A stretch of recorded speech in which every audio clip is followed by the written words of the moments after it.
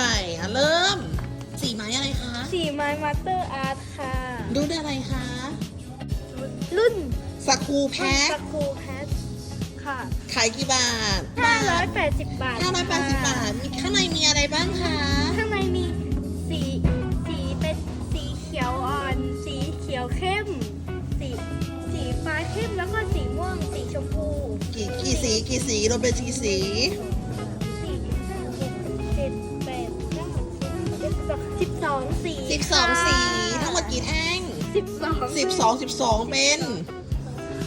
18 52 60 62 72 72 82 93 92 108 72 120 72 121 12 144 ทั้งหมด 144 ด้านไงเห็นไหม12 สี 12 อันนี่โอเคนะคะ มาช็อปที่ไหนคะ ช็อปที่อักษราคู่กอยค่ะ